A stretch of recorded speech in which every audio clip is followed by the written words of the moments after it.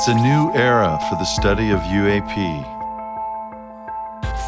The UFO topic, its popularity and legitimacy, has been bolstered by recent comments from individuals in the highest echelons of power, and they've all been saying the same thing. President Obama, CIA Chiefs John Brennan, James Woolsey, Speaker of the House Newt Gingrich, Directors of National Intelligence James Clapper, John Ratcliffe. The similarity in their message appears to be the leading edge of an official change in policy on UFOs, that the objects, performing otherworldly feats of aerodynamics, moving at thousands of miles an hour, pulling hundreds if not thousands of G-forces, are real, not imagined. With the information that we know, what does this tell us about these vehicles, about this technology?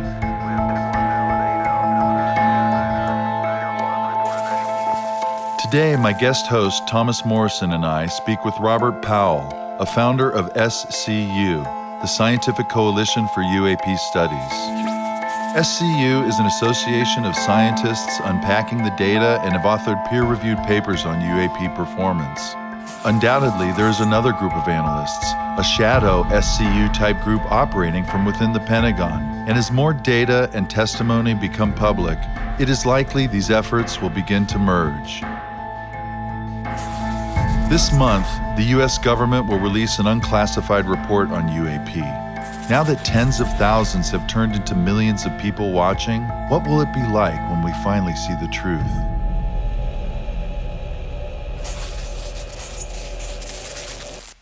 Good to see you, Robert. Good to see you. Briefly wanted to introduce my guest co-host today. This is Thomas Randolph Morrison, and he's an award-winning artist and a sculptor. He's also co-host of the Physics Frontiers podcast, which is a popular physics podcast. I think it's maybe rated number 3rd on the Apple Podcasts for physics podcasts. And perhaps most pertinent, both Thomas and I, we are on the administration team for the ATIP discussion cell on Facebook. And, we've got an intrepid group of folks there. It's the kind of the committed of the committed. There's maybe about 1,000 members on that Facebook group, Robert, and I know that you've been, seen some of the postings there from time to time. Just to open this discussion up, it really feels like we're in a new era of UFO or UAP or ufology. And it kind of feels like things are accelerating. You've got major personages coming out like Barack Obama and John Brennan and James Woolsey and, various leaders in the highest echelons of power are now coming out, and they're basically confirming the existence of these objects. And I've noticed, Robert, in looking at your background, there's sort of a parallel timeline behind your involvement with the topic in the public sphere and the beginning of the latest black budgeted Pentagon program. You were director of research of MUFON in 2007. And interestingly enough, that was the year that ATIP was formed. So how does it feel now after all these years to be in this accelerating era of ufology? And kind of as a reminder that we're probably all here UFO geeks, is this what Art Bell used to talk about, the quickening? Yeah. I did not really listen to Art Bell back in those days. That may have been before I got involved in the UFO phenomenon topic. I haven't thought about it like what you just said, that I started about the same time that ATIP did. So I'm sure, Byron, you have now started the conspiracy theories around my entry into the UFO phenomenon. Sure. And, I think it's just kind of interesting. One of the things that I'd like to touch on later in the interview is just the idea that SCU, the Scientific Coalition for the Study of UAP, which you're a founding board member of, as a collection of scientists looking at the publicly available data, it's clear that there's probably a whole host of analysts and scientists working on behalf of the government that have access to a lot more of the data. But, I know that you have an upcoming conference for SCU coming up on June 5th and 6th. And Thomas, I know you had a chance to review some of the papers and things like this. Did you have a question for Robert concerning the conference?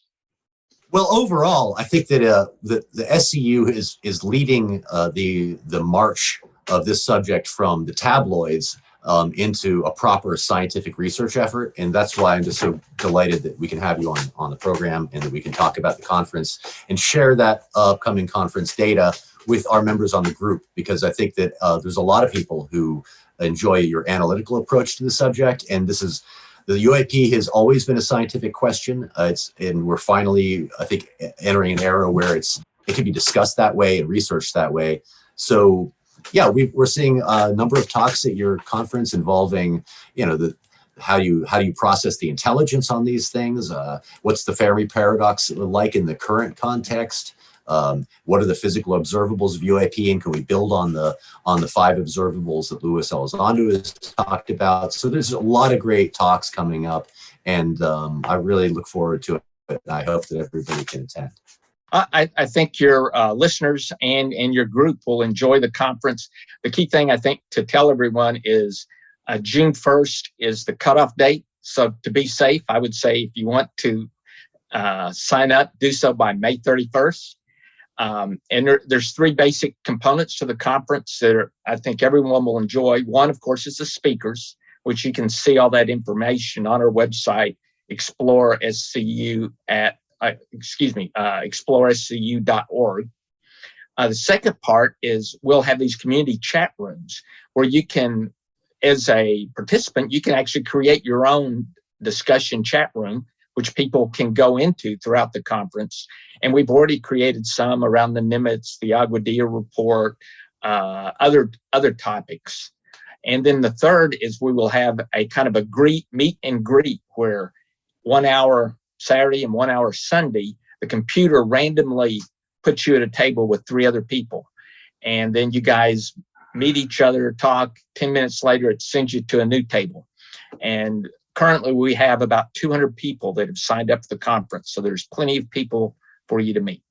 So, Robert, I just wanted to reflect back on what I'd mentioned earlier about like these parallel associations going on, one that's in the public and then one that's obviously a product of the black budgeted programs like OSAP or ATIP. We were fortunate to receive a pretty comprehensive laundry list of the commissioned papers that were done under ATIP, and, fascinating speculative topics concerning, perhaps technological advancements that may happen in 50 or 100 years, topics like anti-gravity technology, metamaterials, programmable matter, inertia, issues, exotic propulsion, etc. And I understand that Hal Puthoff had assembled a brain trust, if you will, to generate these documents. And, Hal is obviously involved in SCU as well. He's kind of like a pivot point between the 2 entities, right? You have the public SCU effort, which is working with a limited set of data, admittedly, compared to what I think potentially, we've heard evidence of really massive troves of data that the government has. I remember in my recent interview with Luis Elizondo, I asked him specifically, I said, we've got these few Navy videos where there's multiple streams of data. You've got gun camera footage, infrared information, you've got radar content, not only radar content from the surface vessels, but potentially radar data from even the satellite fleet, which of course is the top secret crown jewels that nobody is to talk about. So you have these 2 parallel efforts, and I'm wondering, what would the SCU mission look like if you were able to get access to some of these more classified sources of data, do you think that you would kind of see the two efforts begin to merge? And could maybe Hal help with that? Yeah, we're doing everything we can to see if we can get government data given to us, whether we have to sign non-disclosure agreements or what we need to do. I think if we were successful, then you would see an onrush of more people joining the SCU so that they could analyze and access the data, right? But our view is the most important thing that could come out of all of this is for the government to release unclassified data to the entire scientific community, because they may have scientists working for the government, but the only way you truly make progress is release it to all of the scientific community, and that way you have more brains, more heads looking at it. And so that's what we really support. Well, one of the most exciting papers that you've released is the really comprehensive analysis of the Nimitz Tic-Tac encounter. And, for our audience's sake, maybe you could cover a couple of those findings. I would say probably the key finding that's in the Nimitz entire document that we did is the extreme acceleration that was displayed not once, but 3 times during a course of only 4 hours. So normally if you have a UAP or a UFO case, you might have one incident where this object had extreme acceleration, but we've got it 3 times in 4 hours. So the 3 times that it happened are one by the radar operators when they indicated how fast it moved, 2 when Fravor and the other jet aircraft indicated how fast the object moved, and 3 in the video itself. And I'll go through those here momentarily. But I think a key thing everyone should understand is acceleration and G forces. So when we say something has 1G, 1G is basically the amount of pull the Earth has on you right now. And when you get up to about 3 to 4 Gs, most of us start to feel sick. We're about ready to throw up, pass out. A trained pilot, he can handle up to about 6 Gs. And if he's in a special suit, he can handle maybe 7 to 8 Gs before he passes out. The F-35, for example, one of our main aircraft, it can only withstand 15 Gs before the wings rip off of that aircraft.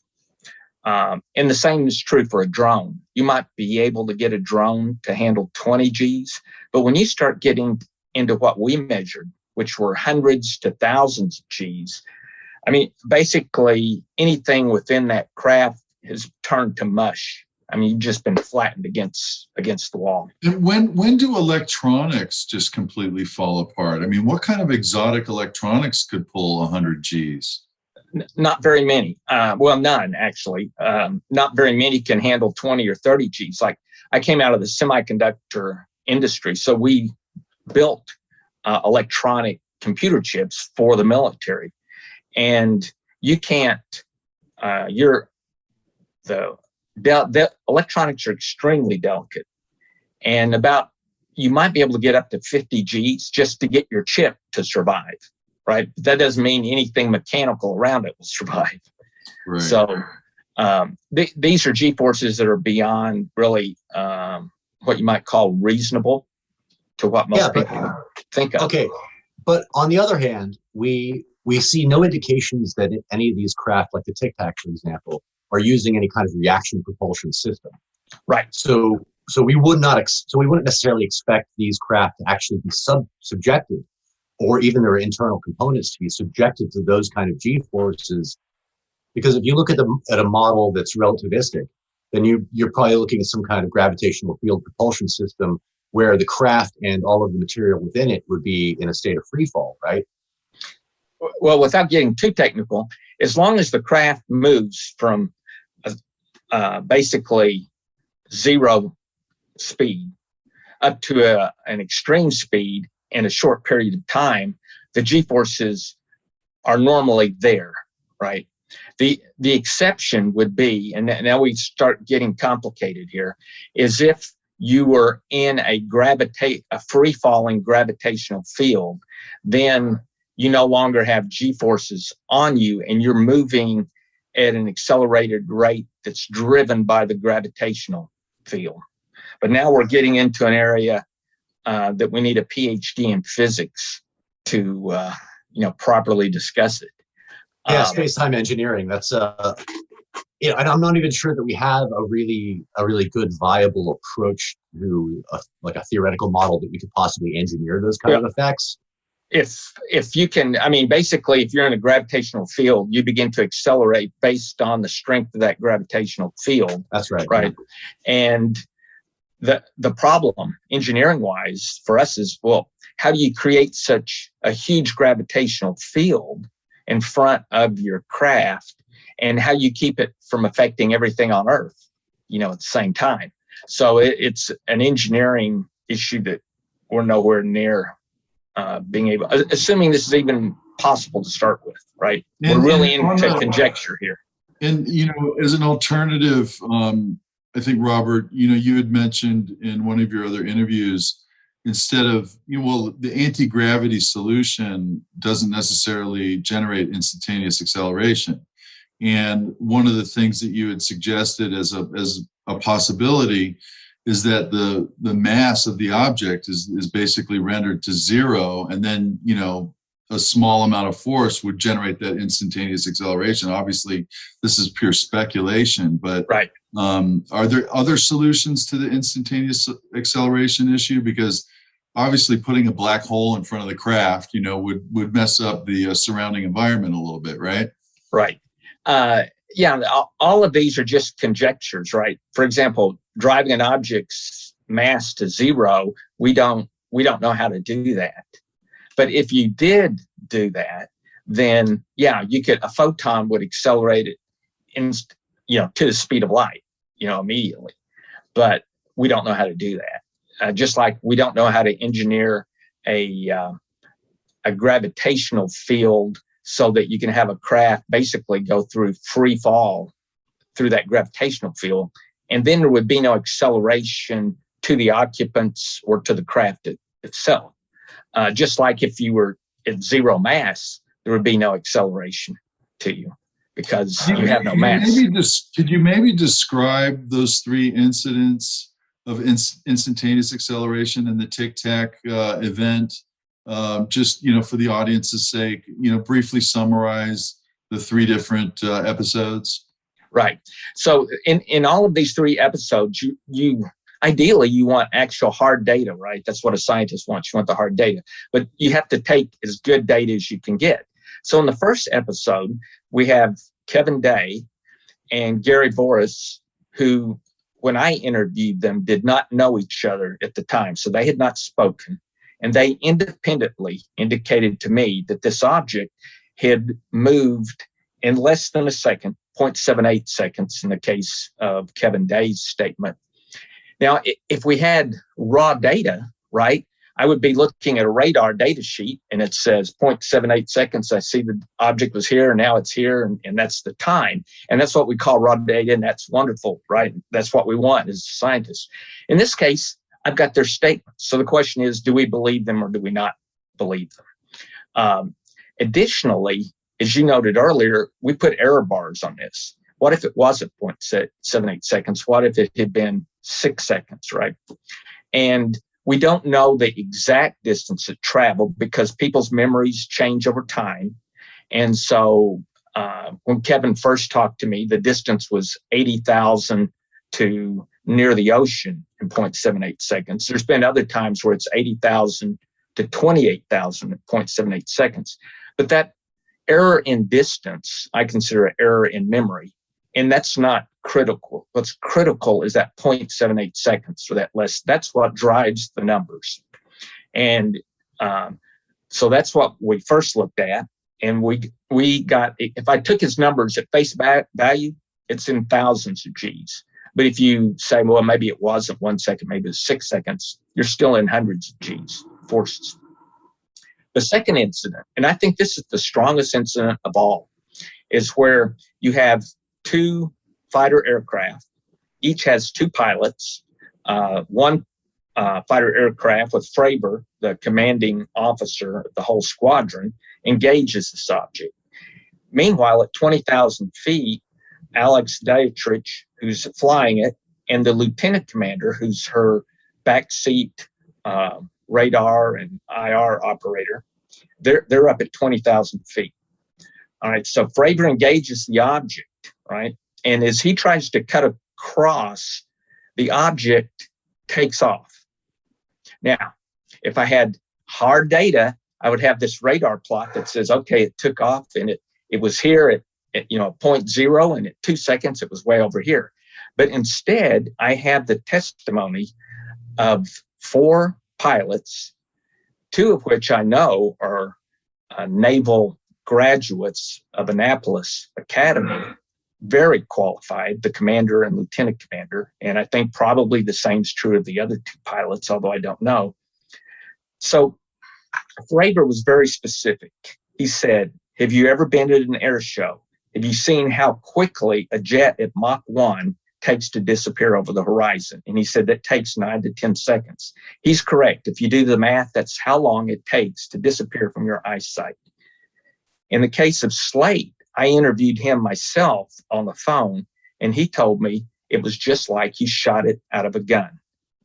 So here we have these pilots. And so the question really, if you're talking about hard data, is, do you believe that in 1 to 2 seconds, these objects disappeared? Yeah, and when you think about the illustration of something being shot out of a gun, imagine a tracer round. Just takes off, you right. know.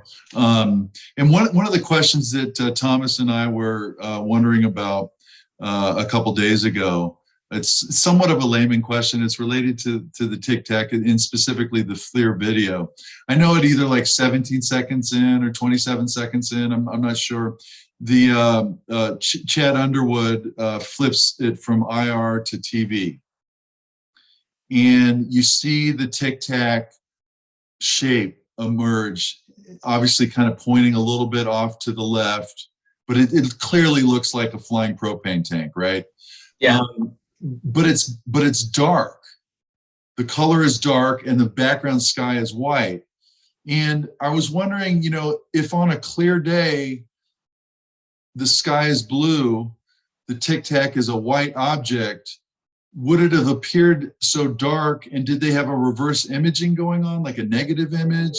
Or was that something that you looked at? Because I would think that even a black and white image would show a white propane tank as somewhat more white than just this black shadow. Right. Yeah. No, I thought about what you said there, because you see it's in visual. It's not in IR at that point, and it's dark. It's not white. So I know sometimes the optics can cause it to be dark when it's at a far distance, but I'm not an optics expert, so I don't really have a good explanation for why it looked dark instead of white in the visual mode on that camera. Mm-hmm. Back now for a moment on the acceleration that those 2 pilots saw. And what I was saying there is, if you believe these guys, and I have no reason not to, right? And I don't have any reason to feel that, oh, it was the glare of the sun or something made the object disappear, right? Because I'm looking at the object from these 2 pilots' viewpoints from 2 different angles. You've got Fravor, who's engaging it. In the background for him, between him and the object, is the ocean. Slate, in the meantime, is looking from it from a different angle. And so he's looking more of a background of the atmosphere behind it. But either way, they're looking at different angles. So you're not going to have 2 different points happen to, for example, sun reflection, make them disappear from eyesight. So once you know that this object was somewhere between 1, 2, or you can go out to 6 seconds, and how quickly it disappeared, it's just the math to calculate when an object disappears from human eyesight, which is 0.01 degrees of angular space in the sky. At that point, you can no longer see an object. So all we had to do was calculate how far does an object and we took, again, error bars that's somewhere between 20 feet and 60 feet in size, how far does he have to travel to disappear from our eyesight? And when you do that, then you have these different distances, and now you just calculate the acceleration going from 0 to the speed required to get you to those distances. And you know what I find kind of somewhat humorous almost, or fascinating, and it's something you mentioned on Martin Willis's show. It was kind of a sidebar remark, but isn't it interesting that in so many of these eyewitness encounters that the UAP or the UFO, it makes such a grand exit?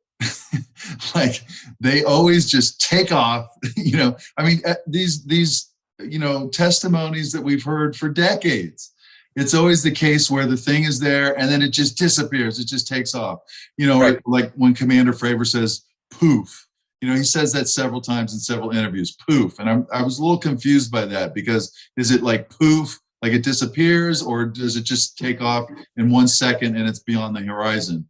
But I just find that kind of interesting that, you know, if there are intelligences behind this technology, you know, they're like, it's almost like a conceit where they say, you know, they're thinking, okay, they've seen us, now let's show them what we really can do. You know, poof. This also raises an interesting point, which I think was recently publicized in the media when, I don't know if it was former DNI Ratcliffe or somebody. There should have been a sonic boom, right? Yeah, absolutely. I mean, there's a lot of things that should have happened. You should have had a huge sonic boom. You should have had almost an explosion in the atmosphere as you accelerate an object through the atmosphere at that speed. Right, and then, like the space shuttles on fire, basically coming through the atmosphere at that speed, right? Well, exactly. That's exactly what it should have looked like, because, and then in the lower atmosphere, I mean, you're talking about this object, I don't recall the exact speed, but it was in tens of thousands of miles per hour. I mean, that's like a meteor. You should have just a fireball moving through the atmosphere. We calculated the amount of energy expended, and it's close to a small nuclear weapon being detonated every second. It's a huge amount of energy. Thomas, do you want to ask a question? Yeah, okay. So one of the things that I really love about your qualifications is your research into nanotechnology and your familiarity with samples analysis. I saw you did some work on the Ubatuba samples. And I don't know if this dovetails with your work as the research director at MUFON for 10 years. But I'd love to hear what you can share with us about your findings as research director at MUFON, and then see if we can talk about anomalous physical samples and the research in that direction. Well, as the director of research at MUFON, the key thing I was trying to do was getting more science into the organization, right? And I beat my head on the wall for that for 10 years and finally gave up. So that's when, you know, we went off, we founded the SCU, and I wish I had done that 10 years ago. Now you're getting to do, I saw that you were doing some analysis on the Ubatuba samples. I see that you found an anomaly in the isotopic ratios there. And there's also been a lot of talk about different samples coming from a variety of people over the last few years. I'd like to hear what you know about the materials analysis, what you found. Maybe if you know anything about Jacques Vallée has made some statements which are very interesting, but I don't know if you're familiar with the samples that he's been working on with Gary Nolan. I mean, what do you know? I haven't seen Jacques Vallée, at least to my knowledge, has not published the details of the work that he did on isotope ratios on the sample he had. I don't even know where his sample came from. The problem on any trace analysis is you have to have multiple laboratories repeat the work and get the same result every time. And that was very difficult with the sample that we had, even because we took it to 2 different labs and got 2 somewhat dissimilar results. Now, the key result that's always exactly on is that the magnesium is at a purity level of about 99.98%, which is extremely pure magnesium. You don't have magnesium of that purity fall out of the sky. And since this sample came from 1957, there were very few laboratories in the world at that point in time that could have produced. There certainly was no production of it on an industrial scale, not that purity in 1957. So we're still left with the mystery of how did that level of purity of magnesium occur. Now, the isotope ratios of the magnesium appear to be terrestrial as best as we could determine. But there are also trace elements of strontium and barium, which are in the magnesium, that if we could have gotten access to better quality of equipment and had maybe done our chemical analysis a little different, we might have been able to nail down the isotope ratios on those trace elements. And one of the anomalous things that Jacques Vallée had said about a material that he'd been looking at was that they had found an element within the sample that has 5 naturally occurring isotopes. And in the sample, they only found 3 of those isotopes, and they were in perfect thirds prevalences, which never happens in nature. Right. So I would like to see his information on that, because what you want to see is, well, first, which element was it, and which 2 isotopes are missing, and was he able to duplicate that in a second laboratory?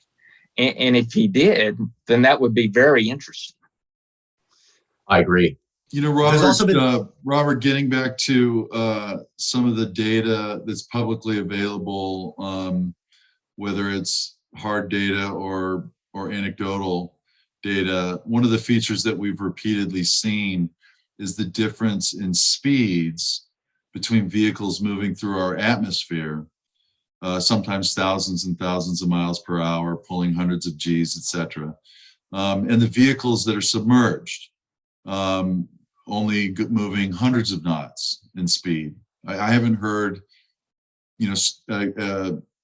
testimony concerning submerged vehicles moving thousands of miles per hour underwater. So have you considered, as any of the folks at SCU considered this differentiator between the 2 performance characteristics in different mediums? Is there like a space-time footprint related to mass encumbrance? Is there a difference in displacement issues? And is this sort of an adjunct inquiry? If you are creating a bubble around a craft, don't you have to displace the air or the water around that bubble? And then wouldn't that be something that could be measured, like in the context of sonic booms and things like this? No, I mean, that's a good point, Byron. And we do have a team within SCU that's looking at, is there some type of propulsion method that would explain the characteristics that we see? I don't know if they have looked actually at the specific one you just brought up. So I just made a note. I will ask them, because the point you're bringing up indicates that there is some type of interaction with the medium the object's traveling through, right? Because if there was 0 interaction, it could move through water just like it moves through air. Or through the earth. Correct. And since you go to Beijing.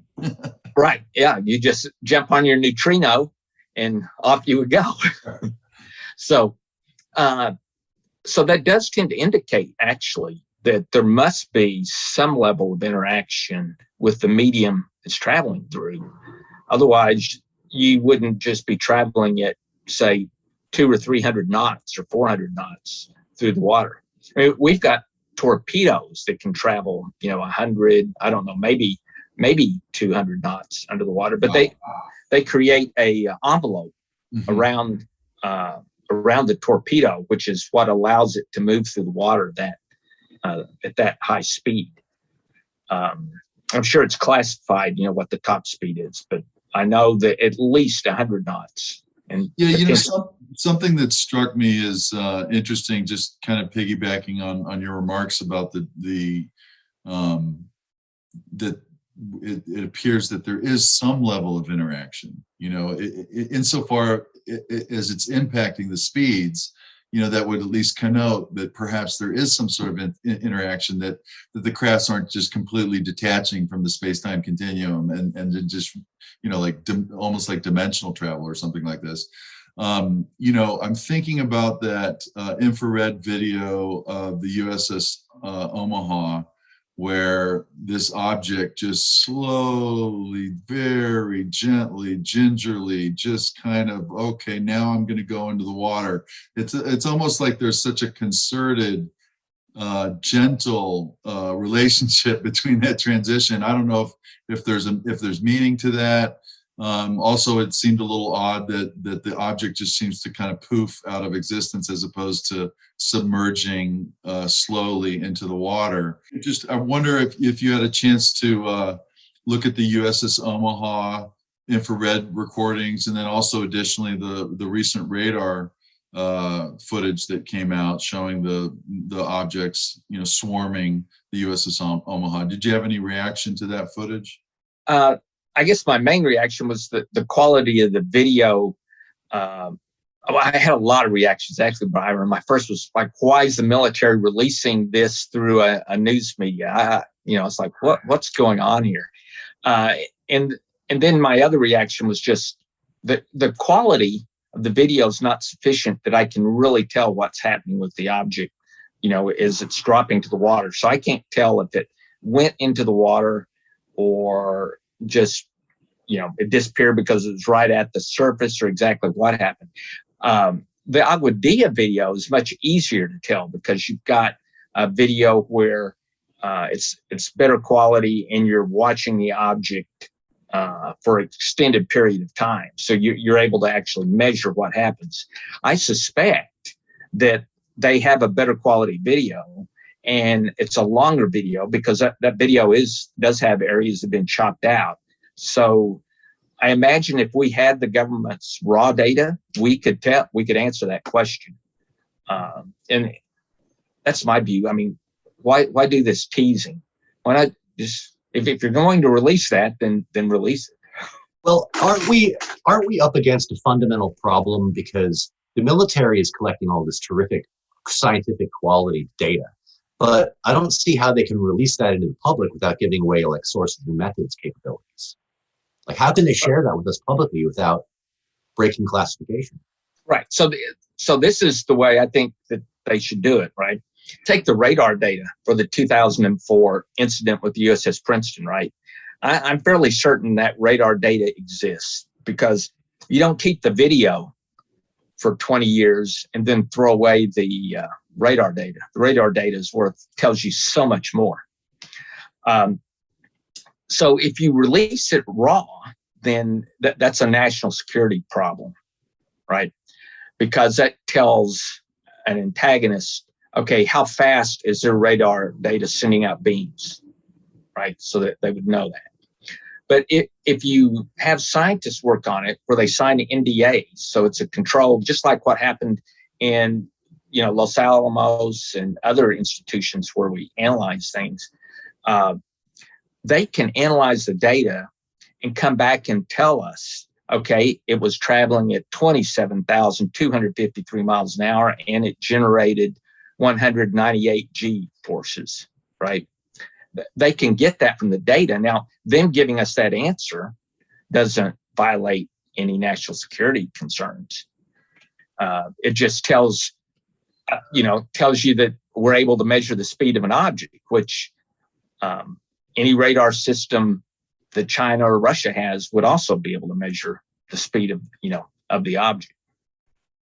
Is it a problem if scientists want to write a paper using data that they can't disclose because they've signed an NDA? Is it a problem to publish in the academic journals using sort of crunched numbers where you can't see the raw data and you can't confirm it? Would that be able to pass peer review?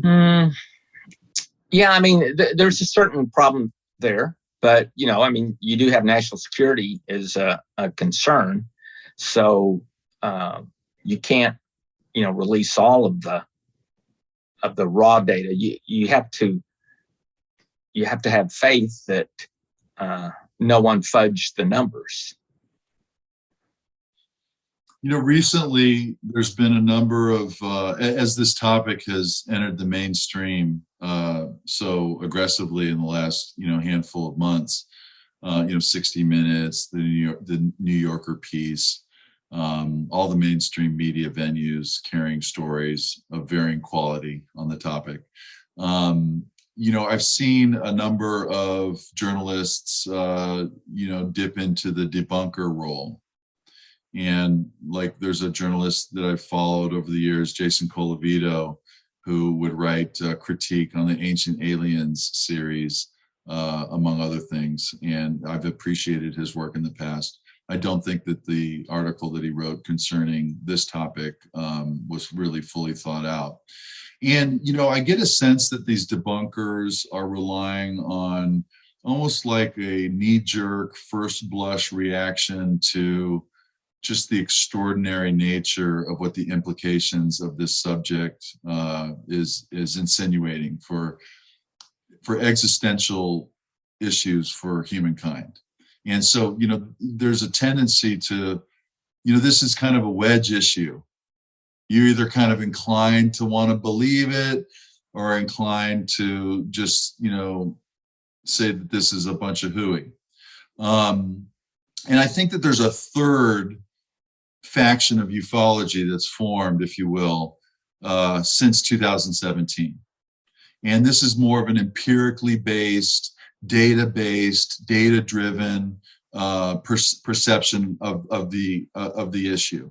And I would humbly make the argument that this more empirically based faction of ufology deserves more devotion and attention because it's based on these cross-referenced data streams like you review in your papers. And undoubtedly, these cross-referenced data streams have been reviewed by the black budget projects at the Pentagon with even much more data. And, as Luis Elizondo mentioned in the interview that I did with him 3 weeks ago, many, many, many cases that have this redundant data streams, the evidence is overwhelming, beyond compelling. And if we're to believe in the integrity and of Luis Elizondo, that's the little ounce of faith that I think we need, to fill in the gaps of the data that we have. But I think that Luis is a truth teller. And I think that there has to be reams of data that are showing the performance of these craft and that these are real physical objects. And, so I'm wondering, Robert, have you given any consideration to SCU's unique role with this third faction of ufology that's really empirically based? I mean, it almost seems to be central to the mission of SCU.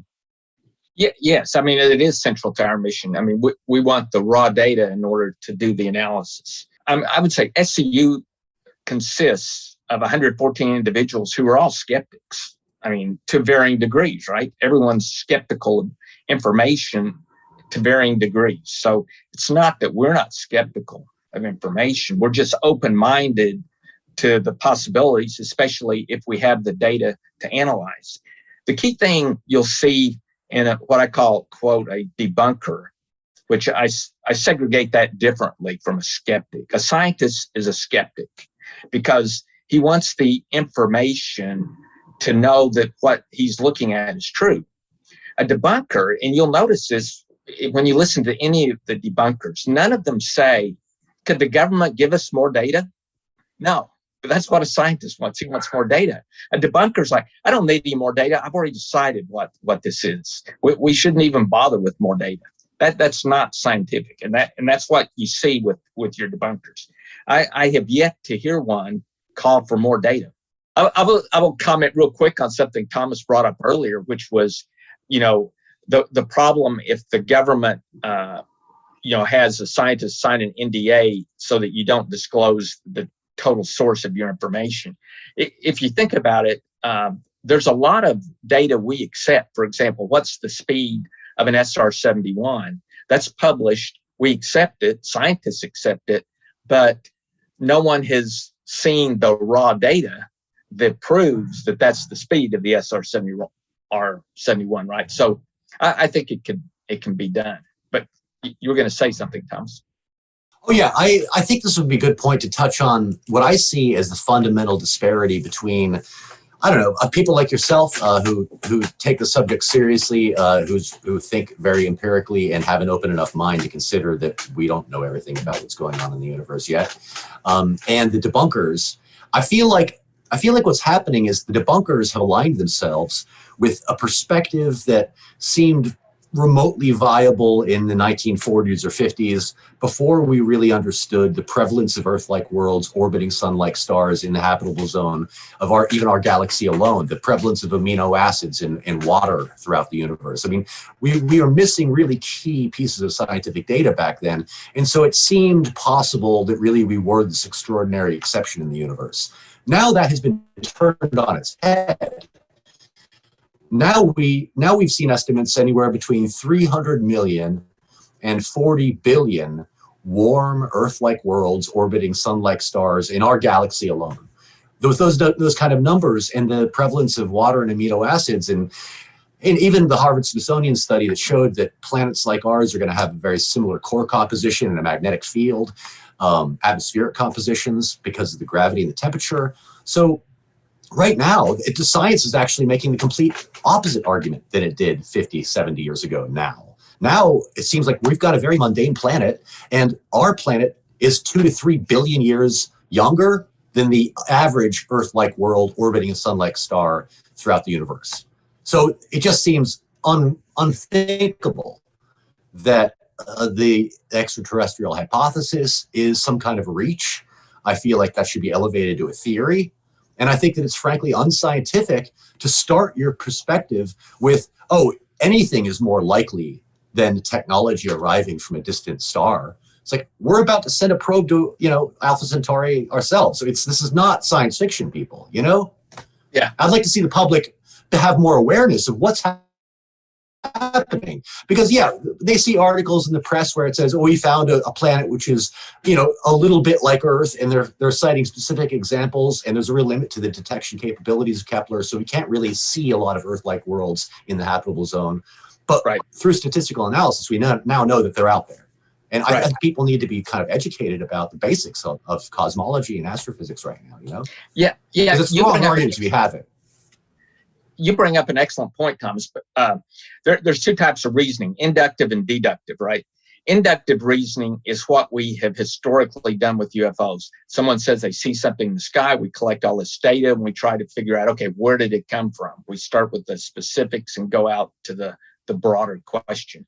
But what you're talking about now, which we've only been able to do recently because of all the exoplanets we've discovered, is deductive reasoning, which means throw the UFO reports out the window, just forget about them for a moment and think, okay, we've got these millions of planets, right? We logically, and most scientists would agree, that some of them are well more advanced than us, right? The next question is, do they know we're here? The answer is a resounding yes, because already we are able to look at the chemical signatures in atmospheres of these planets. Think about what a race 100 years more advanced can do. Not only can they see that we have plastics in our atmosphere and hydrocarbons, they see that we have plutonium and uranium isotopes when we detonated bombs in the 60s. And they can almost for certain see the backside of our planet by using a coronagraph to mark out our sun. And they say, hey, hold on here. We've got a unique wavelength of light that's being emitted from the backside of. So now we know they know we're here, right? So then the next information is being broadcast. And I would think that an advanced civilization. I mean, obviously, this is all just conjecture and speculation, but you think about Neumann probes, and which are sort of self-replicating probes that can go out and basically circumnavigate the entire galaxy in a million years, or some number that's pretty infinitesimal in the big picture. You think about if there is a technology creating intelligence, there's a level of curiosity about their world an information gathering component. And if their technology advances to the point where there are really no intellectual or physical limitations anymore, I'm thinking about type 4, type 5 type civilizations or whatever, and also just being able to engineer at the atomic level. When you have that capacity where there are no physical or intellectual limitations, AI, et cetera, it just becomes kind of a no-brainer that, like, well, hey, let's find out what's going on in our neighborhood here. And so you send out all these, microscopic nanoprobes, Neumann probes, and you glean the information. You gather the information. I mean, that's certainly what we would do in 1,000 years if we have that capacity. Just send the probes out. Let's gather the information. Maybe it won't come back in our lifetime if we're in some sort of conventional, light speed communication limitation. But for the investment of the body of knowledge for the species, you would think that it's kind of a no-brainer. Right. So, and that's the deductive reasoning, right? So without even anyone ever having reported a UFO, scientists would take the information we have today and they would say, okay, they know we're here. The next question is, can they get here? And if they make the assumption there's some level of likelihood that they have the capability of getting here, just like Thomas mentioned, we're already going to send probes to Alpha Centauri in 2069, and NASA signed up on it. So if they can get here, what a scientist does is they start to think, okay, if they can get here, how do we detect that? What would be the signatures? Where should we look? How do we look? And so you start putting all that together, and without there ever having been a UFO report, science would begin to look for these signs. And I think the question that we pose is, well, we think there's a sign already. So let's look at that sign and see if it fits a possible explanation. And it seems to, right? Because we know that the biggest problem for us to get to the nearest stars is the reaction propulsion problem. Because if you need to bring your fuel with you, then the weight and the inertia of that fuel and accelerating itself becomes, a Sisyphean exercise. And these craft that we seem to be observing that have been around in our airspace for 70 some years, they don't seem to emit any propellant reactant, and yet they have definite mastery over aerodynamic performance in the sky. And if we had that kind of technology where we could accelerate thousands of Gs without any fuel expenditure, then we too could be sending probes to the stars. So it seems like at a very, like you were saying, the science would be predicting the arrival of probes and craft from other worlds if we had never seen them. So that really drops into the Fermi paradox. Would have made that prediction. It's a theory.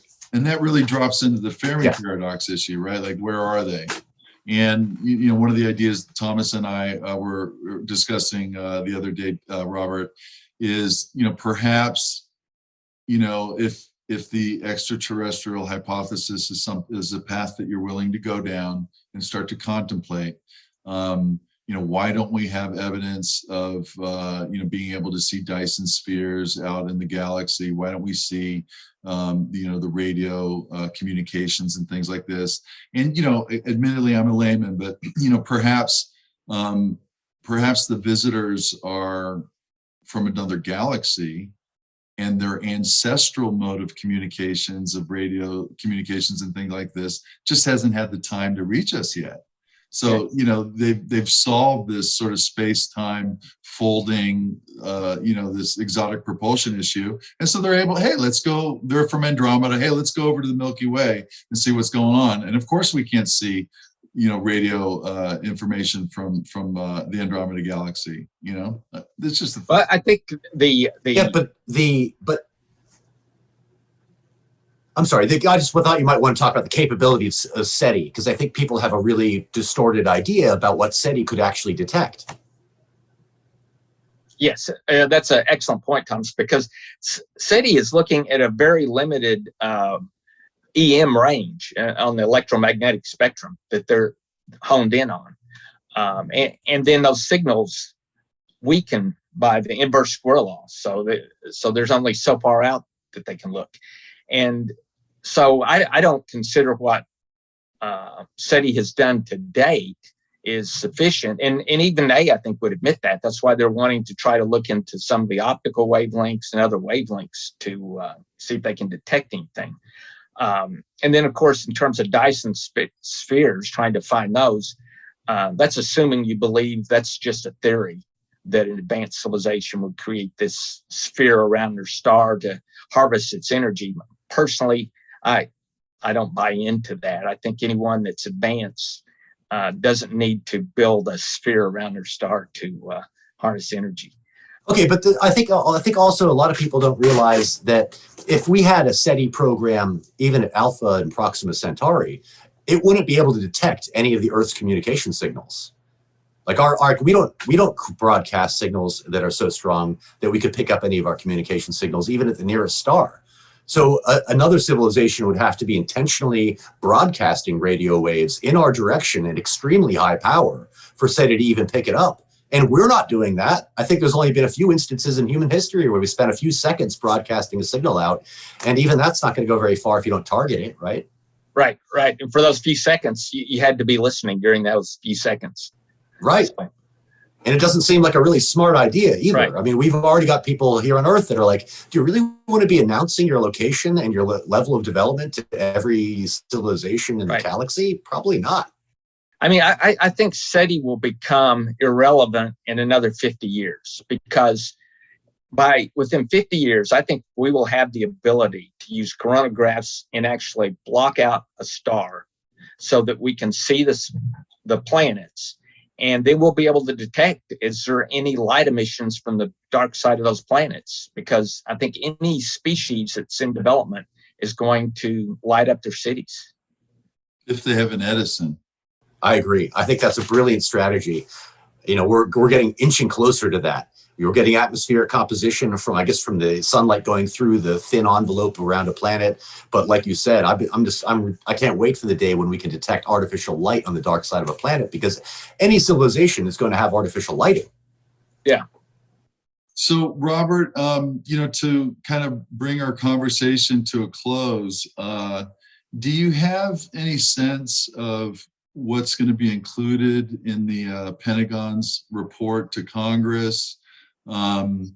Perhaps if you don't have a specific sense, maybe we could just, times are changing right now. I mean, this is a big deal, right? Maybe there's 3 flavors of ice cream here. What are the 3 different versions of this report? And I think, I'm bringing this topic up just for the context of our audience, folks that are following this topic, and what the implications of this governmental report could mean. Right. So to give your audience a little history, and I've studied the history of this phenomenon over the last 70 years. There's a book that Michael Swords and I published called UFOs and Government: A Historical Inquiry. And it actually wasn't just Michael Swords and myself. There's another 5 or 6 individuals who helped with that book. And if you look at the history would indicate that the report is going to be something that kind of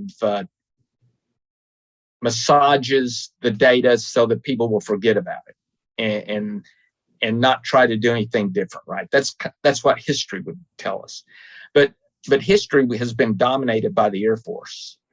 And one thing you might notice is we've heard nothing from the Air Force in all of this, which is very strange because they're the ones who are supposed to be controlling our skies. But it's the Navy that we hear from, right? So it's possible that things may change. And I think the most positive thing is what you mentioned earlier in this broadcast, is that we've heard statements now from the former director of national intelligence under Trump, who actually came out and indicated that satellites have detected these objects. That's right. We've had 2 different CIA directors. We've had Obama state that these objects have moved in a way that can't be explained. So I feel like that it's a snowball going downhill. And, that snowball gets enough acceleration and momentum, you may not be able to stop it. So we're kind of at a point of no return. Yeah. sort of at a point of no return. There's definitely a Rubicon moment here. I believe that we're past that point, because really the only, accredited observers on this topic that are pushing back is folks like SETI, and perhaps, to a lesser extent, the traditional scientific community. I know why SETI's pushing back on it. I know why Shostak is pushing back on it, because it's existential. I mean, why would we be looking for intelligent life at a star 20,000 light years away if the Tic Tac is in 5 miles off of San Diego? Right. Exactly. Yeah. It kind of defeats the purpose. Although, maybe SETI can find another purpose. Maybe if we find out the Tic Tacs aren't friendly, they could broadcast a help out across the galaxy. Thomas, as soon as you can. Thomas, do you have any thoughts about the government report that's due out? Okay, so like Robert was saying, we're seeing top level officials that are in senators, DNIs, former directors of the CIA. I mean, we're seeing Obama, like the top officials in our government, present and former, are all lending the air of credence to this subject. And it's all happening within a matter of weeks. So I don't think this is any kind of a coincidence. I think what we're seeing is, it looks to me like the leading edge of an internal policy change. And people sometimes wonder, why would that be happening? Why would they be changing from denial and secrecy to open kind of admission and confirmation? And it seems to me that maybe the defense researchers have spent 70 years trying to understand this technology and move towards replicating it, because the military would love toys like that, right? A Tic Tac kind of vehicle that could deliver a warhead across the world in a matter of seconds. I mean, those guys in the Defense Department must be dying for that kind of capability. And I think they failed to find the right theoretical and engineering approach to it. And I think that maybe they decided, okay, we can't do it privately. We're going to have to crowdsource this to the public academic scientists and get these guys to help us, so we can at least have a strategic approach to that technology down the line. And then we'll eventually have our cruise missiles, which can reach the moon in 10 seconds. Well, Robert, just on behalf of Thomas and I, we want to express your appreciation. We want to express our appreciation for you participating in this little conversation, and most importantly, for your leadership in the ufology community, in particular, advancing an empirically based and scientifically sound perspective. There's a lot of noise in ufology. There's a lot of myth. There's a lot of religion. And I think the real difference that's going on right now is that we are starting to metabolize hard data that is communicating that this stuff is very real, and it's in the best interest of our species to get our arms wrapped around it to a certain degree. And I think the SCU is performing a critical role toward that goal. So thank you so much for being on our little podcast here, and we look forward to seeing you at the ATIP Discussion Cell Facebook page. Well, thanks, Byron, and thanks, Thomas. I really enjoyed the discussion. It was very enlightening and enjoyable.